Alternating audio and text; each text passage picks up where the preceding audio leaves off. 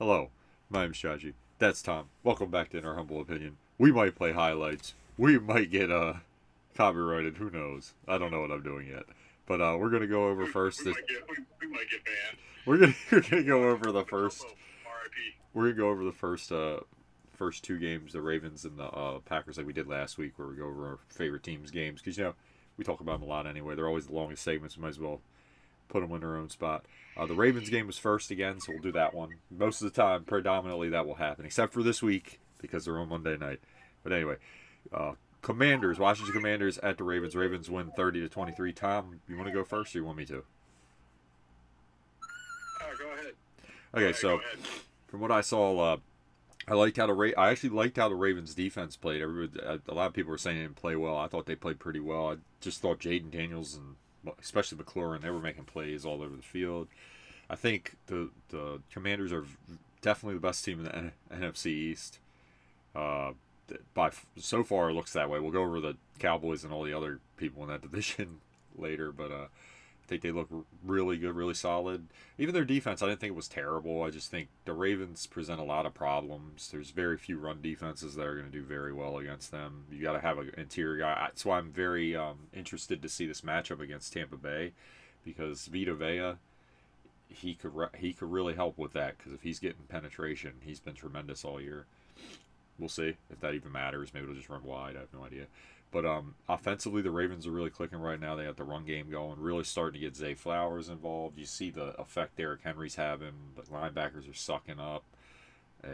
Making throws across the middle very easy for Lamar, and just simple reads. It's really, for a guy as good as him, it's too easy. It's a really dynamic offense right now. They're kicking butt.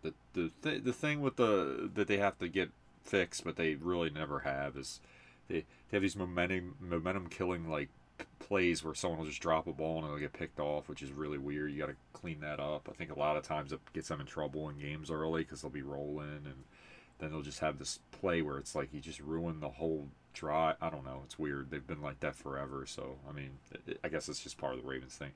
I think the criticism on their defense, I want to give them criticism, but a lot of these plays, people are making plays. I really do think the secondary has been pretty good this year. Marcus Williams is getting dragged. I'm like, I don't think he's been worth the money they're paying him, but I don't think he's been terrible. I'm like, he's been okay. The pass rush has been really solid. I think me and Tom discussed this before we were doing the show this week, that, the people were giving their, like, edge rushers crap in that game. I'm like, you can't stunt in against Jaden Daniels, because if you can't just pass rush him, because then he's going to run for 20 yards. You have to play Catane, and they did a great job. I thought he basically had to beat him from the pocket, and he did make plays. I mean, give him credit. I think this game would have been a lot different if Brian Robinson was there. I think he would have helped, because he's like their hammer. They didn't have him. I still think the Ravens would have won, but I do think it would be very interesting how different the game would have been with him playing. But overall, I thought it was a really good game. Thought both teams played hard. Ravens made a few more plays. The score looks closer than it was, though, because they were up by two scores. They kind of scored at the end. I love how they closed it out, just run the ball. They didn't play around. It was nice. I think they're in the right direction. I think we have a long way to go. I'm not giving power rankings, okay? I don't know. It's football. It's way too early still for me. But I do think they're trending in an upward direction. I like how they look, and we'll see how it goes. Injuries happen, though. So, what do you think, Tom? Yep. Yeah. Yeah. I mean, no, number one, all the Ravens fans that are panicking when they're 0-2, just curious Yeah. what they think now. Yeah. Yeah. Like, again, the NFL, like, week 6 is when everything starts to normalize. You really see, like, who's the cream of the crop, who's probably going to be bad. Just, again, it takes time. They get weird injuries. They don't do any preseason. So, the first 6 weeks are kind of just whatever. I mean, yeah, like, Washington is a lot better. Like, Jaden Daniels is legit. Yeah. Like, he is what I think they dreamed RG3 would become, and he never was, because he just wasn't that player. He was more of a run-first guy and this dynamic athlete, versus Jaden Daniels is a legitimate quarterback in this day in the NFL. So, I agree. and he can make the reads, but also he has arm talent. Oh, yeah, his deep. The way he throws that deep ball isn't. Yeah. Yeah. Like the Ravens, again, they're built. Number one, it's really interesting, the NFL this year. Like, there's some teams that their pass rush is ridiculous. Like, they just got dudes. But a lot of teams are kind of like the pass rushes are just very normal right now. You don't see these like crazy team games where there's like 25 sacks.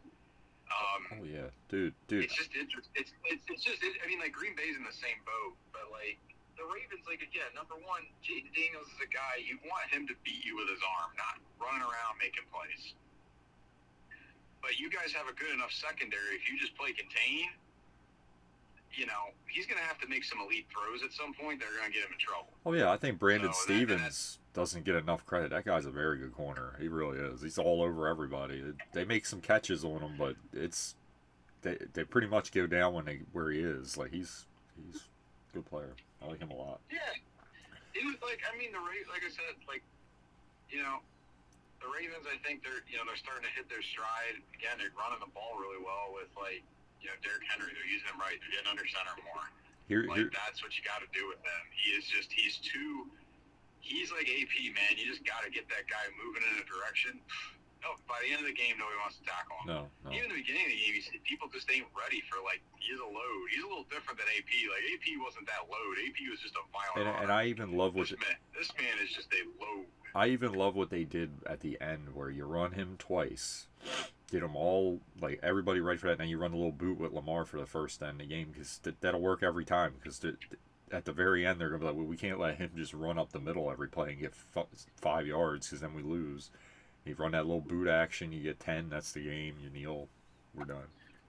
Yeah, and, eventually it'll evolve to when they run that boot action, they may just, like, have Zay Flowers kind of run a motion the other way, and you just flip it to him so then go the other way, and he can just get it's first down and slide down. Like, there's so many things you could do. Like, that's what's cool this day in the NFL.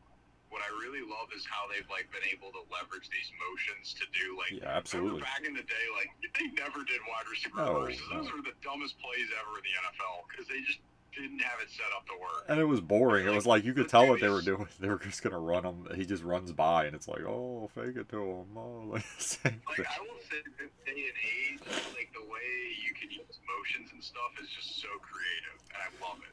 Well, I want to give them credit, too.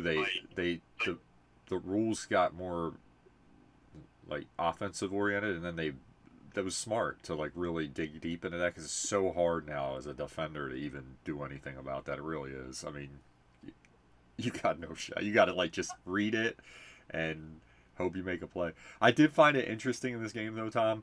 Did you see how good the Ravens, and it's like you said, I guess it's from practicing all the time against Lamar, how well they covered the option when they tried to run it, because they were all over it. It's like they definitely have experience, like, covering it. You could tell. They just were all like, nope. Now, I only did it like 4 plays, but every time Washington tried that, they were all over it. I love the little fakes. They did a play. I know you've seen it, Tom. They faked it and went and did a screen on the backside off of it. It was really cool. I was like, wow, that's pretty nice. Yeah. They got the hell out of everybody. Oh yeah, like Eklund's underrated too. He's not a bad. He's a really versatile back. I like him.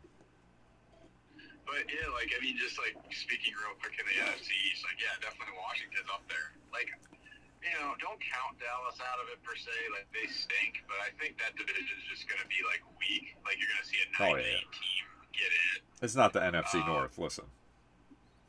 No, I mean right now the NFC North is on paper the division in the NFL to be in, right? Like, to defend the NFC North, the Bears. If that's your worst team, which they probably are, that's really good because that defense, Caleb Williams is getting better, and that their defense is real.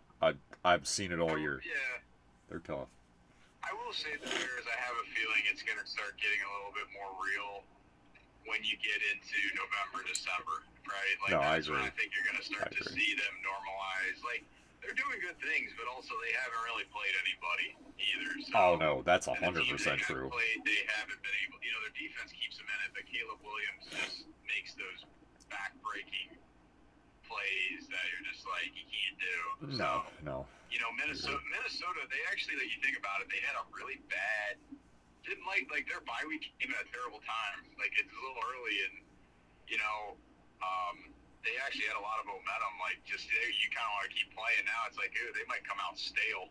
This week's a big game because look, Detroit lost Aiden Hutchinson, which is just really sad, and it stinks that they're beating the Cowboys, like just literally Cowboys didn't belong on that field.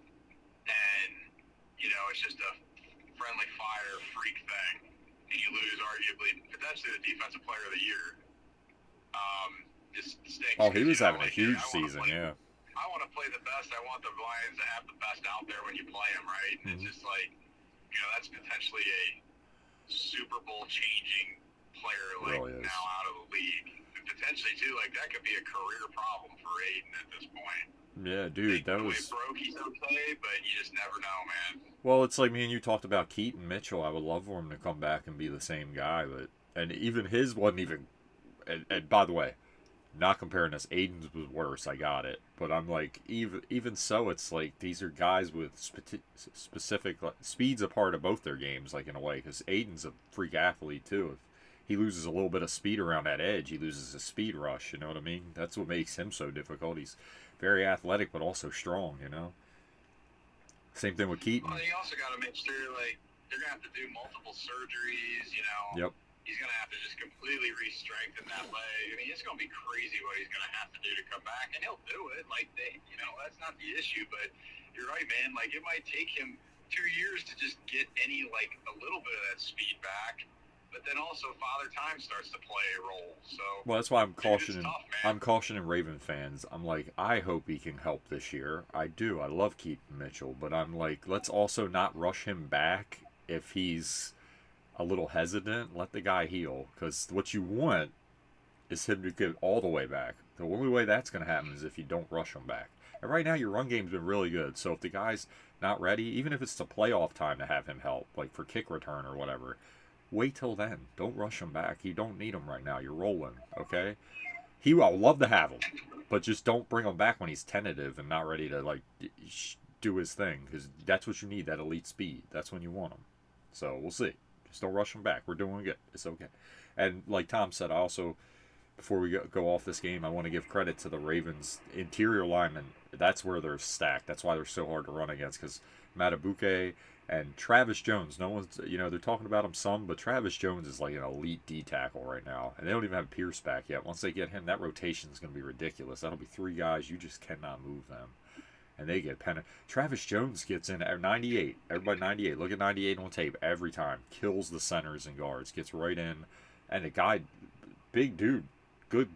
He gets there. He closing speed. He tackles the quarterback. Guy's a menace, man. Love him. Love him. Heck yeah, man. Them interior, I don't know what the Ravens do. They always have some 2 big interior linemen. They got 3 now that are just, you can't run up the middle on them. It's a mess. See, what makes me excited about that, Tom, once you get Pierce back, you could put Pierce and Jones in the middle and let Madubuike rush from one of the sides, because he's that athletic. And then, my God, you got some beef. And run plays, you have no shot of getting in on them, because Vanoy you can put on the other side, because he's kind of like a Suggs type player, savvy, smart guy. Have him over there, kind of. Yep. You could do a lot. It's like, man, that's nice to have. So let Michael Pierce heal up. You're gonna be all right.